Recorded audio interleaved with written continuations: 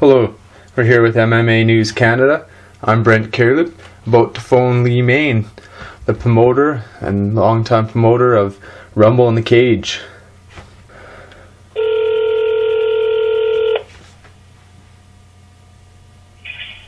Hello. Hi Lee, how's it going? Hey, good man, how you doing? Good, good.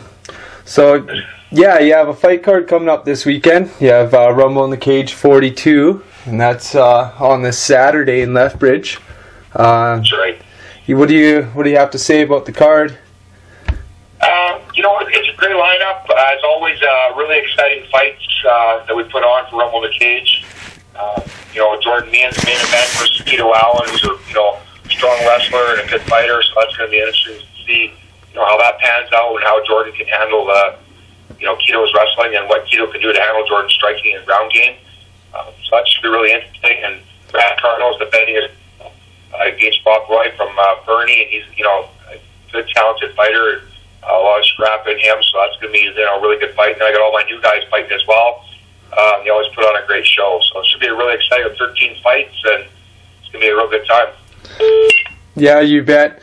Yeah, they're always fun, those ones from Lethbridge, like your Rumble in the Cages. Like, they're just, you have a good card, you have your amateurs and and your pro cards and whatnot. So yeah, it's definitely always a good show. Yeah, so yeah, I'd be glad to see Jordan Meehan get in there again. It's gonna be interesting, like you say, against the wrestler, right, with Keto. But he also, they both have losses to Jason High, so yeah, it'll be interesting to see that one for sure. Yeah, this should be really good. I know I never saw the fight with Jason High when Keto fought him. I just I heard that Jason High beat him up standing up, TKO'd him or whatever, but knocked him out. But I know Jordan can handle the caliber of wrestling that Keto is at, I'm sure. Because he who executes what, and that's why we fight, because you never know what's going to happen. On paper, doesn't mean anything. You got to get in there and actually see what you can do against that person and in their style. So yeah, I think it's a good matchup myself. I seen the fight with Keto, and it seemed like they were circling for quite a while. It didn't quite engage, and then kind of did a similar kind of action to what Jordan would do. Is he picks his points and he comes in and strikes properly, right? And that's how Jason did. He picked his punches and did quite well with that one and took him down quite quickly, right? So but not to mention Brad Cardinal too on that card is going to be a great one too. Always a pleasure to watch him scrap it out, right? So yeah, awesome.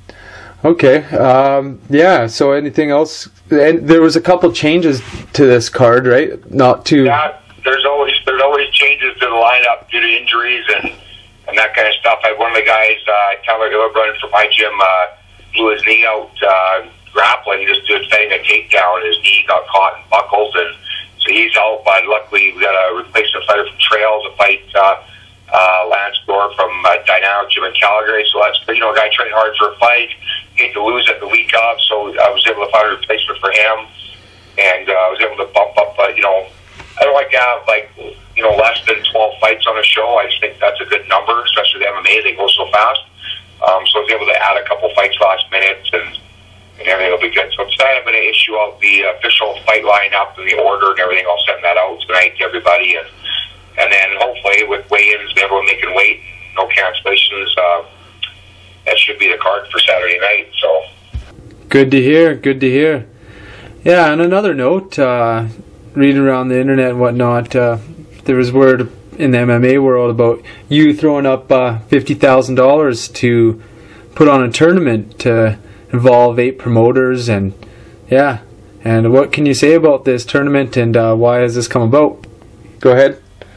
Just saying, people like to make comments on the internet and in interviews about they would fight this person, or they would do this, or they would do that, but because no one's going to hold them accountable to it, then they can kind of get away with it. And I only brought it up because just a thing that Mark Palich had said that he was training again and doing his boxing and doing all this stuff, and then someone made a comment they'd like to see him and Dana White fight, and Mark said, he'd fight him, but only in a boxing fight. And again, that's a ridiculous comment to make because he knows it'll never happen, right?